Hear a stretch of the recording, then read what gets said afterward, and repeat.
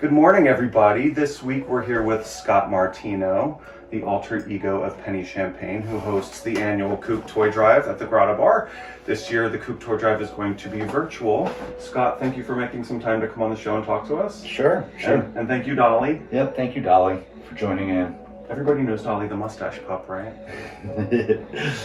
Her time is coming soon to be on stage as soon as you guys are back on stage, right? Yeah. Oh, stay. I didn't pay her enough for the interview. So can you tell us a little bit about how you first got to B-Town? Where are you from? I am originally from Hartford, Connecticut, and I was coming up here during summer breaks. My friend had a place here, and I could come up and stay for a week, and that was while I was in New York. And then once I graduated college, I met Ryan Landry, and I moved up here to spend the summer with him in '95. When did you start doing Penny Champagne? Well, I started doing a character named Demonica Harm right off. Ryan was paying me and my friend Dean, Gloria Hull, to wrestle in food at the Crown. And we got $50 a gig. And we were like the gorgeous ladies of wrestling kind of thing. We would come out and do our shtick. But Dean was always the nasty one. And I was the good one, and I lost every time, and Dean won every time. So the next year, Ryan was like, your character's too sweet to be called Demonica Harm. You have to think up another name. So I would say 96 is when I turned into Penny Champagne.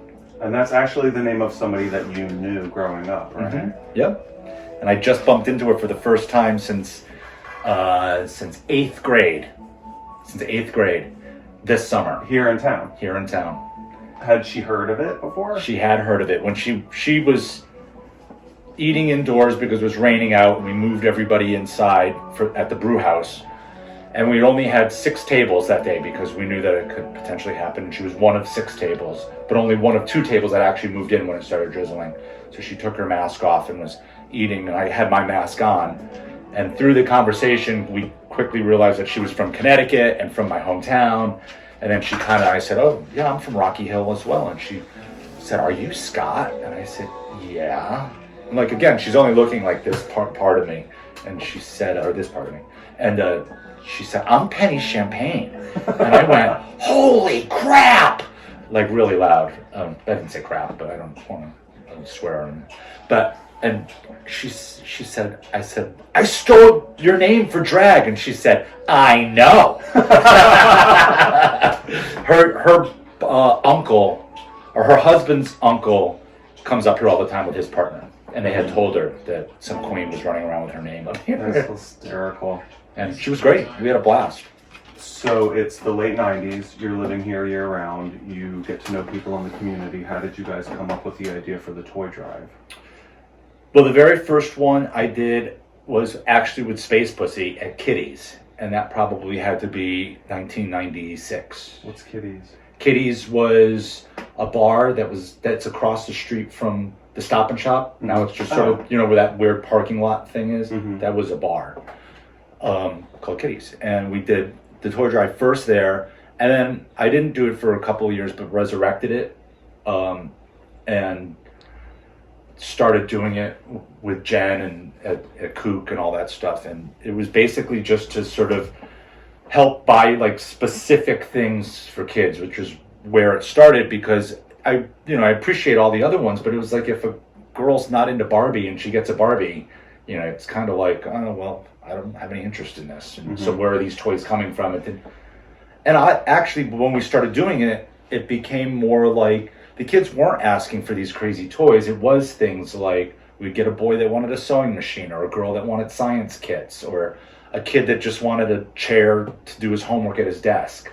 So, it did end up being, very specific, and that's how it started. So you used to only raise money on the night of the toy drive in a couple hours. Yes. But the last couple of years you've been able to do it virtually also. Yeah, because with PayPal and ways of online, transfer of money and stuff has made it possible to raise more money beforehand rather than just relying on the event night itself. And that also afforded us the ability to do more stuff, which buy fuel cards and food cards and last year we started paying for after school activities and daycare. And so we try to, as more money came in, use that money to broaden what we could do for the community. Days also matches our fuel cards, Really? I believe, yeah. So, which is great. In the past they have. So, that doing it virtually has been sort of evolving into it. So we weren't going into this cold turkey. This year, obviously, having to do it completely virtually is different. But we had sort of decided right off that we didn't really want to do virtual content. Like we didn't want to do a kook show because I didn't feel like it would translate like it would for that night and fall kind of hollow and short. So I have a couple little tricks that we might be offering up as in lieu, because people were like, well, we want to get something for donating. So I came up with a concept that I'm working on as a thank you. When does it get unveiled? Not completely sure. I'm aiming for a week from now, like around the 15th to the 18th, but it definitely won't be any later than the 20th, because then what's the point? Right. Though people often forget that Christmas goes to January 6th. Why January 6th? That's the Epiphany. Oh, I don't know that. Yeah, see, the wise men showed up, or Jesus was born on the 25th, and the wise men started out on their crusade to find him and didn't arrive till the 6th. So that's the actual 12 days of Christmas. Oh, you learn something new every day. I am a godless heathen, and I did not know any of that. I wouldn't know that either, except that my birthday's on January 6th. So well, there you have it. It's self-centered, but... So you will be raising money till the 6th. Is that when the actual fundraiser will end? No. I think we're gonna stop on the 25th, but okay. I just want people to know that they can still celebrate straight through to my birthday. And what is the goal this year? We didn't really set one specifically, because typically we would just raise money for the families, get our shopping list, and kind of push all the money into that. And sometimes we would have a surplus that we would hold on to in a fund for the next year.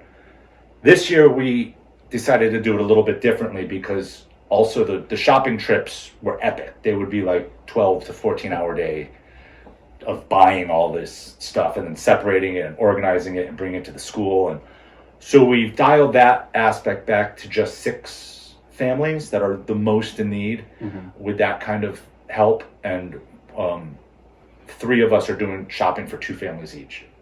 After that, we are then helping the school to buy a bunch of gifts, like gift cards and small things, because they're doing a gift tree, so that every kid in the school will get a little something. Nice. Everybody across the board will walk out. And why not? 2020 stunk, so they might as well get a little something extra. I was going to say, this year especially, it seems like people need help more than usual. Yeah, exactly. And even the kids that don't necessarily need it financially have been sort of, why not give them a little something to cheer them up? And beyond that, we also are planning on taking, that's why we didn't set a goal, because we'll just take whatever we can get. We're going to take all the rest of that money and we're putting it into a fund that the woman that we work with up at the school can come to us and say in March, like, hey, this family has an unexpected medical bill, or this family's really struggling with daycare, or this family, and we'll just go by a need-by-need basis to help people, in the next few months, because it's not going to be over. Like, obviously, this struggling is going to keep going and potentially deepen. Families might not realize what kind of trouble they're in for another month or 2. So hopefully we'll raise enough that we can just sock it away and use it in that capacity. And can you tell everybody how they can donate now?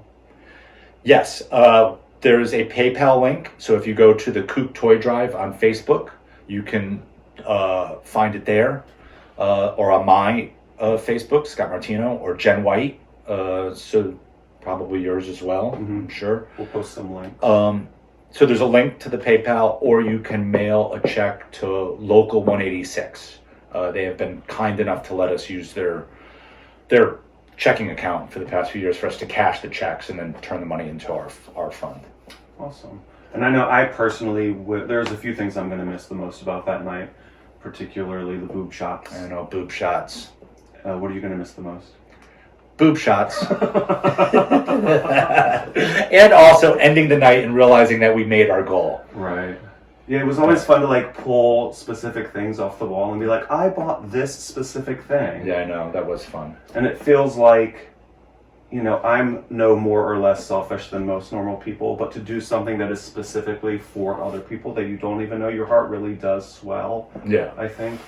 And so I've always admired what you guys have been doing with this. I think it's such a sweet, honest thing to do for the community, and good luck this year. It's been a nice thing to see people have the confidence in it and keep having it grow. And like I said, that's one of the things that's so great about Provincetown, is that we do, in the end, take care of our own. Right. And next year, hopefully, you'll be able to be back at the Grotto Bar? Yes, in a Jingle Bell jock strap or something ridiculous. Yes. Awesome. Well, thank you so much for taking some time out of your day today. Thank you. And we'll see you soon. Yeah, thank you. Give us money, please.